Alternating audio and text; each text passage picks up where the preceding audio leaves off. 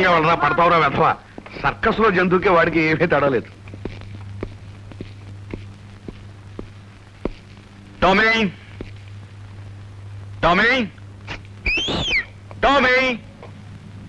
Tommy పైన లేదండి. లేదా? Tommy, Tommy.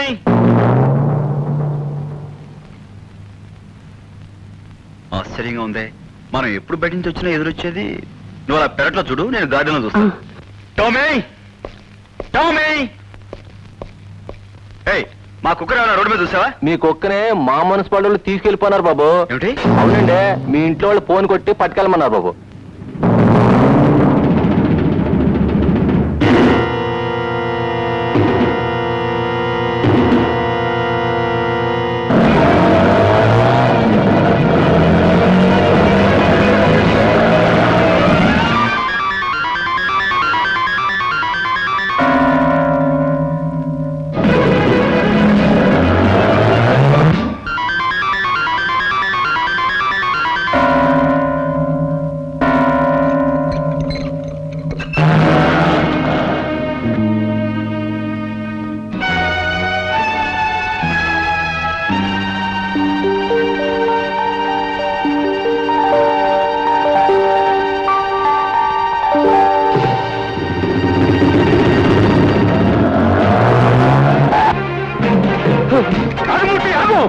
అమ్మాయి, టామీ గురించి ఆ రవికి తెలిసిపోయినట్టుంది.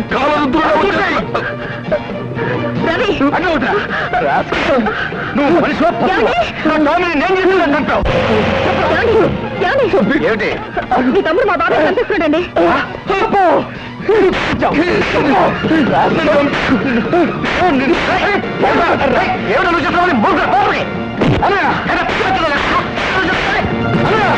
నువ్వు వండినప్పుడు రక్తం కలుగుతావండి.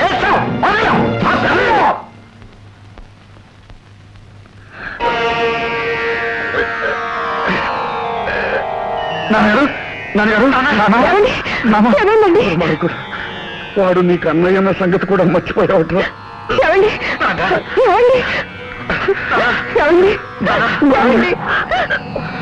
నన్ను క్షమించండి నాన్నగారు, నన్ను క్షమించండి. క్షమించాల్సింది నేను కాదురా, వాడు. అన్నదమ్ములుగా మీ అన్యోన్యత చూసి ఆనందంగా చచ్చిపోదాం అనుకున్నారు. కానీ మీరు కొట్టుకుంటూ ఉండగా చూస్తూ కన్ను ముయ్యాల్సి వస్తున్నది నేను ఊహించలేదురా. అంత మాట అనుకున్నాను. నిజంగా మీరు పశ్చాత్తాపం అయితే చంద్రాన్ని క్షమాపణ అడగటమే కాదురా, వాళ్ళిద్దరూ మీ అన్నయ్యలు, మీ ముగ్గురు నా బిడ్డ. అది నిలబెట్టాలిరా నువ్వు. అలాగే నాన్న, వాళ్ళిద్దరూ నాకు అన్నయ్యలు, మీ ముగ్గురు మీ బిడ్డలు. ఇక మీద ఎప్పుడు వాళ్ళకి ఎదురు తిరగనని, మీ ముగ్గురం కలిసే ఉంటామని మీ మీద ప్రమాణం చేసి చెప్తున్నాను. నా మాట నమ్మకం.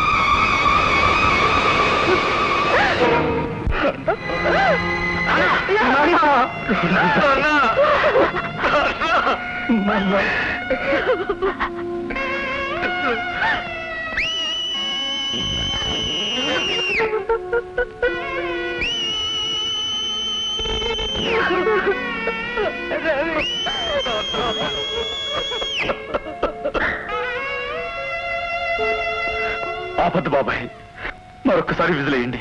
వద్దులే బాబు, చెడు స్నేహాలు బట్టి చెడిపోతున్నాడు మీ నాన్నని చెప్పి మీ అమ్మ తిడుతుందని విన్నాను. వద్దులే, నేనే వెళ్ళిపోతాను. వెళ్ళకండి బాబాయ్, మరొక్కసారి విజిలేయండి. మీరు రాకంటే నాన్నగారికి ప్రాణం లేచొస్తుంది. మీ విసిరింటే నాన్నగారు లేచొస్తారు. ప్లీజ్, నా కోసం ఒక్కసారి విజిలేయి బాబాయ్. ఏడు బాబు, ఆ కళ్ళలో నీళ్ళేమిటి? ఏం జరిగింది? నాన్నగారు చచ్చిపోయారు. అవును బాబాయ్, నేనే చంపేశాను. నా చేతులతో నేనే స్వయంగా చంపేశాను. నేను నమ్మనురా. వాడు చనిపోయాడంటే నేను నమ్మనురా. నేను నమ్మను. వాడు చనిపోయాడంటే నేను నమ్మను. నేను నమ్మను.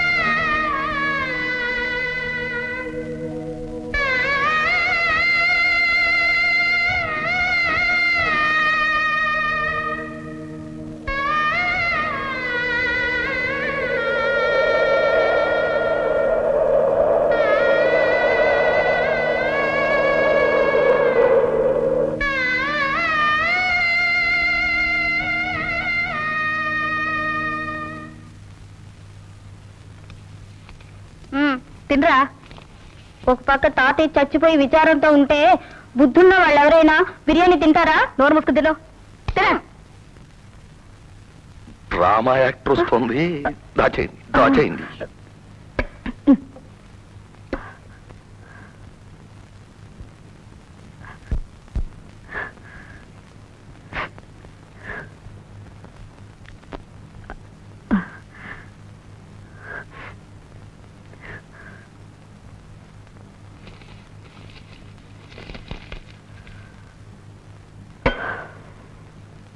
ఈ చింతామణి కొంపలోకి వచ్చాక ఏమి తినడానికి కూడా లేకపోతుంది. సరే గాని మీ అత్తగారు ఒక్కతే ఆ గదిలో కూర్చుని ఉంటుంది. వాళ్ళు వీళ్ళు వెళ్ళి మనసు పాడు చేయకుండా నేను వెళ్ళి ఆస్తిపోస్తులు అవి సమానంగా ఎలా రాయించాలో మాట్లాడుస్తాను. నేను రానా? తర్వాత చెల్లెమ్మా, నిజానికి నువ్వు నాకు అక్కగారు లాంటిదానివి. చెట్టంత బావగారు పోయినప్పటికీ గుండె నిబ్బరంతో బతుకొస్తున్నావు అంటే నాకెంత ఆనందంగా ఉందో చెప్పలేను. అంచేత నీ పేరునున్నటువంటి ఆస్తిని అంతటినీ ఆ ముగ్గురు పిల్లలకి సరి సమానంగా పంచేసి దేవుడు మొహం చూసి బావగారి మొహం చూసి కాఫీ తీసుకొచ్చేళ్ళమ్మా, తర్వాత మాట్లాడుకుందాం. అత్తయ్య,